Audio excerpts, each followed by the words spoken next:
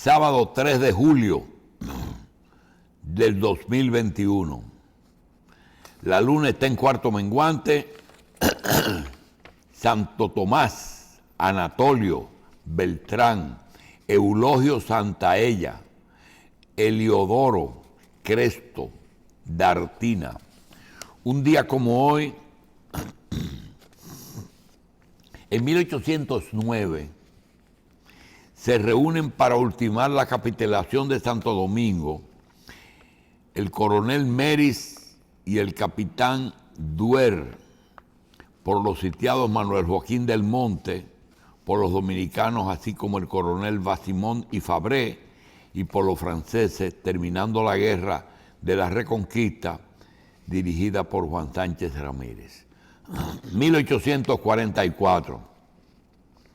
El coronel Esteban Roca se ve impedido de tomar posesión como jefe del Ejército del Sur debido a la oposición de la oficialidad instigada por el general Santana. 1853. El presidente Santana firma el decreto que deporta de por vida a Buenaventura Báez y concede amnistía a algunos presos políticos. 1916. Tiene lugar en la Barranquita el más glorioso episodio de la historia del siglo antepasado, en la que un grupo de patriotas mal armados y haciendo uso de abejas como arma de guerra, hace frente de manera inútil a tropas interventoras norteamericanas que avanzaban desde Montecristi hasta Santiago. 1961, julio. Balaguer acepta la renuncia de su gabinete menos de Santos Mélido Marte como secretario de las Fuerzas Armadas. 1982, pasada las 9 de la noche, Antonio Guzmán se quita la vida de un disparo en la cabeza en un cuarto contiguo a su despacho en el Palacio Nacional. El embajador dominicano en Estados Unidos, Flavio Darío Espinal, declaró en el 2015 que el país no está en condiciones de absorber los efectos de una crisis de dimensiones de duración de la República de Haití, que es económica, política, social y ecológica, seguridad y orden. En el orden internacional, 1987, Capeto llega al trono de Francia sustituyendo a la Carolingia. 1775, George Washington toma el mando de las tropas sublevadas contra Inglaterra. 1883, nace el escritor checo Franz Kafka, autor de El Castillo, El Proceso, entre otras obras. 1898, norteamericanos destruyen la escuadra española en Santiago de Cuba. 1915, tropas de Estados Unidos ocupan Haití. 1933, muere en Buenos Aires el político argentino Hipólito Yrigoyen, que fue presidente de la República y fundador junto a Leandro Alem de la Unión Cívica Radical. 1933, los judíos son excluidos para ejercer cualquier función en Alemania. 1956, autoridades mexicanas estudian la repatriación a Argentina del médico y dirigente de izquierda Ernesto Che Guevara de la Serna, a quien asocian con conspiración contra el gobierno de Fulgencio Batista. 1962, Argelia consigue su independencia de Francia. 1976, Adolfo Suárez nombrado presidente del gobierno en España. 1978, Brasil, Bolivia, Colombia, Ecuador, Guyana, Perú, Surinam, Venezuela firman el Tratado de Cooperación Amazónica. 1993, el depuesto presidente Jean Bertrand Aristide y el general Raúl Cedrat firma un acuerdo en la isla de Gobernadores que incluye el levantamiento de sanciones, una posible amnistía a los golpistas y la profesionalización de las Fuerzas Armadas a cambio del retorno de Aristide el 30 de octubre de ese mismo año. Un día como hoy nacieron Víctor Osvaldo Gómez Casanova, Víctor Gómez Casanova, Mirna Josefina del Carmen Pichardo y Escoto, Mirna Pichardo. El obispo emérito Juan Antonio Flores Santana. El abogado y ministro de Interior y Policía Carlos Alberto Amarante Baret, ex precandidato presidencial del PLD.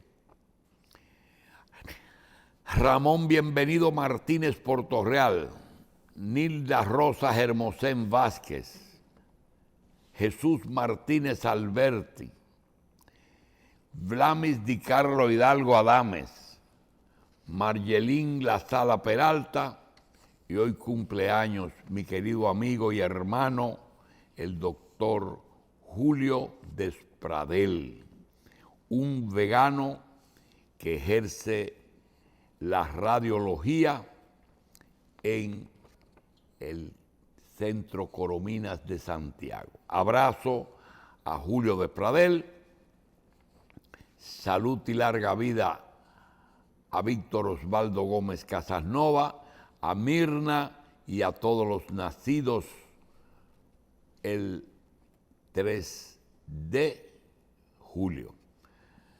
Carlos Alberto Amarante Ibaret, ex ministro de Interior y Policía y ex ministro de Educación. Bien, esas son las efemérides de hoy. Mañana es 4 de julio y tenemos un día muy, muy especial porque parece inminente que una tormenta con el nombre de Elsa pase después del mediodía por la costa sur dominicana.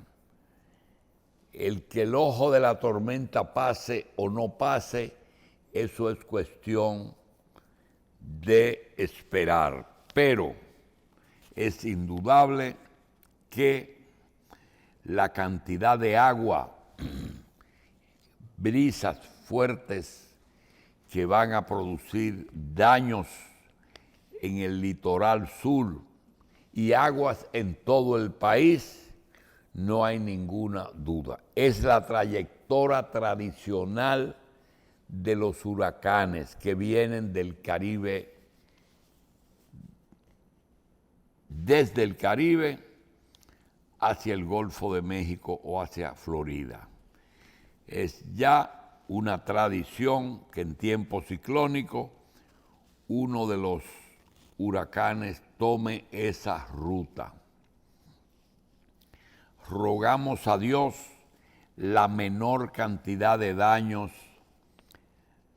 humanos, físicos y a nuestra economía, que no necesitamos más problemas. Crisis política, crisis económica, crisis de salud y ahora un huracán. No hay nada que hacer sino que los dominicanos nos pongamos de acuerdo para protegernos a nosotros, a nuestra familia, a nuestra ciudad y a nuestro país. No es momento de pleitos, es momento de unidad. El gobierno dominicano ha hecho todo lo posible por prever alertas, albergues y personal calificado para proteger los daños al paso de la tormenta. Se registraron en las últimas 24 horas 1.368 contagios y 6 defunciones. Es natural que el paso de la tormenta va a romper un poco el cuidado individual que debemos tener y eso va a traer dos efectos. Primero, el que como no hay mucho distanciamiento, ni va a haber tampoco mucho cuidado individual, porque primero es el instinto de conservación que se pierde en grupo, pero puede que tenga también un efecto positivo y repito, es algo muy personal, que como es un virus que está en el aire, ojalá el viento y el agua disminuyan la presencia de un virus que está en todas partes. Y la mejor prueba es que después de iniciada la pandemia, no ha pasado en 470 boletines que tiene emitido el periódico Hoy, no ha pasado un día, y si ha pasado un día no lo recuerdo, en que no hayamos tenido más de un contagiado. Y la mejor prueba es que hemos tenido 327,000 casos. Es decir, que por lo menos tenemos en 327 días 1,000 casos, con 3,846 defunciones. Por lo menos una defunción diaria o 10 defunciones diarias. 38, 3,800, entre 10, 3 defunciones.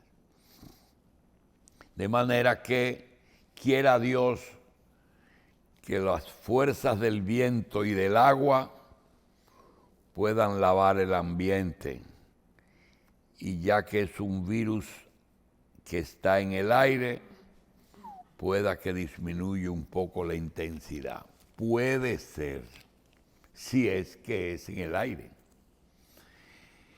En medio de todas esas cosas, tenemos el caso judicial de un gobierno que está sometido a un enjuiciamiento por corrupción. A medida que pasan los días, aparecen más operaciones judiciales que tienen diferentes nombres, pero ya van varios. Tenemos la Procuraduría General de la República, hemos mencionado la Corporación Dominicana de Electricidad, tenemos la operación de la construcción de la planta Catalina en Baní, tenemos una operación en la Autoridad Portuaria Dominicana, tenemos operaciones en torno a compras y contrataciones en varias áreas de parte de personas ligadas familiarmente al expresidente Danilo Medina, y un caso de un militar con una pastora que también está sometido a un caso. Eso es de memoria, pero hay varios casos más. De manera que pulpo, medusa, caracol,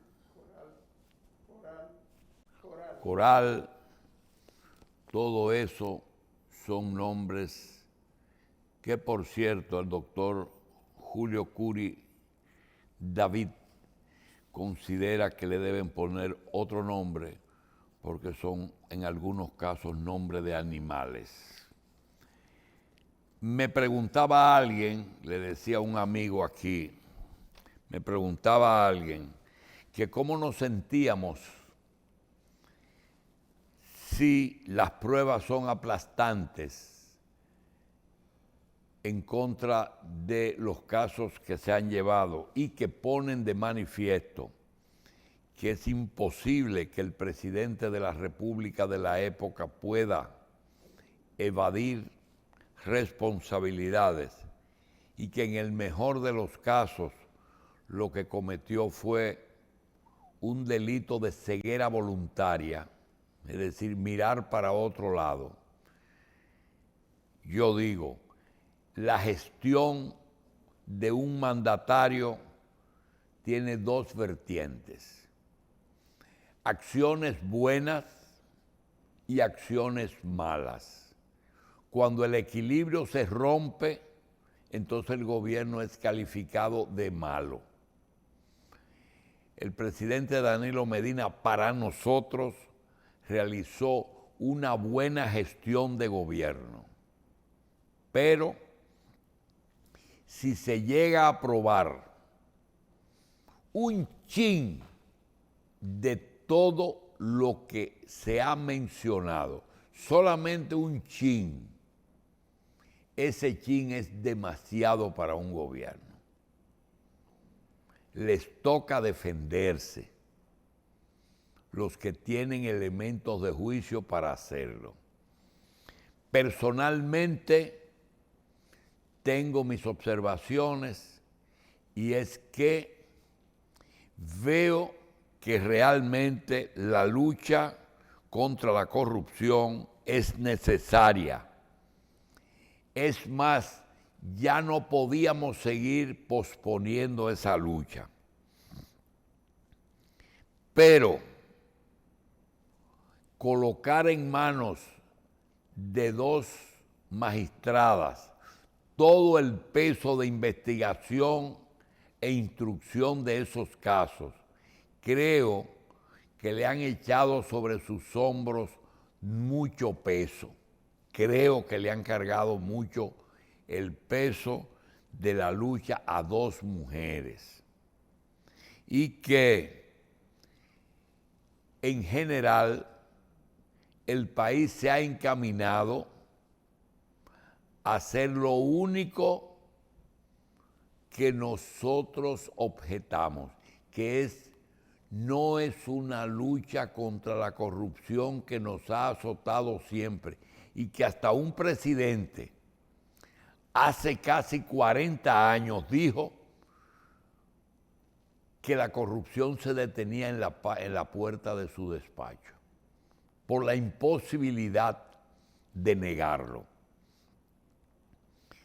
Hemos visto que esta lucha es selectiva y bien dirigida solamente a la gestión de los últimos 4 años de gobierno de Danilo Medina y su gente. Entonces, eso es justicia selectiva. Usted puede coger del mismo Danilo Medina y pedir una auditoría a la obra más positiva que tuvo Danilo Medina, que fue el 911, y usted puede estar seguro que la inversión, lo que el Estado metió en ese proyecto, no se puede justificar. Pero ¿por qué no se menciona ese caso? ¿Por qué no se menciona la avenida de circunvalación de la capital dominicana? Porque no les interesa esas dos obras. Porque no las ejecutó Danilo Medina. Y porque no es el responsable de Danilo Medina.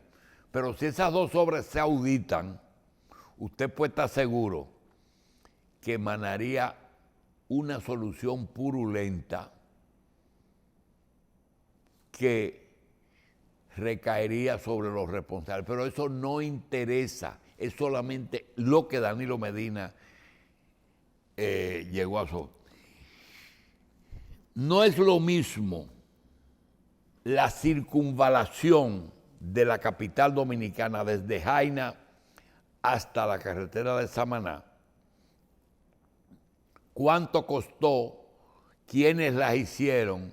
¿Fue Danilo? ¿Por qué no se revisa?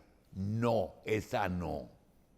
El 911, ¿cuánto costó esa joya de obra? Es lo mejor que hemos tenido aquí. Que usted llame y le lleven la emergencia a su casa en tiempo récord. ¿Cuánto costó eso? Pero no se quiere tocar, porque hay cosas buenas que no se pueden justificar los costos. Entonces, eso sí, el asfalto, la Procuraduría, la Autoridad Portuaria, Catalina, eso sí. Y lo que falta. ¿Cómo va a terminar? Todo el mundo sabe, y el que no lo sabe, que lea un poco la historia de Luiz Inácio Lula da Silva en Brasil. Eso es lo que hay. Vamos a decirles que el presidente Hipólito Mejía defiende su gabinete agrícola. Lo hizo con gallardía, se fue a la calle y se puso a comprar plátano a 5 pesos. Compre plátanos en las guaguitas y en los camioncitos, porque ese gabinete él lo estructuró para el presidente Abinader. Eso deben hacer aquellos que tienen otras áreas a su cargo. Otra, ¿por qué Vicini no dice que es tirarle piedras a la luna, invertir en turismo, porque nadie va a venir aquí ahora?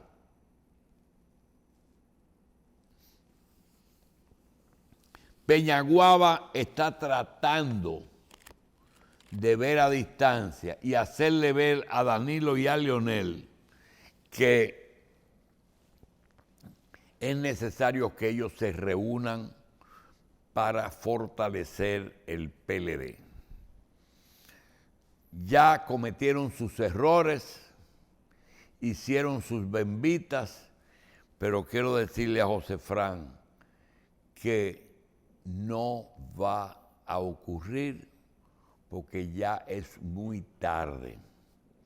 Es tarde porque ya Leonel Fernández logró un tamaño con su fuerza del pueblo y con mucha gente del PLD que se están sumando a que se piense que él tiene posibilidades de enfrentar al PRM con éxito y a Luis Abinader. Y ahora mismo Leonel negociar con Danilo podría verse como que Leonel se está contaminando con todas esas acusaciones que caen sobre Danilo. Es decir, que es muy tarde para esa alianza. Yo creo eso.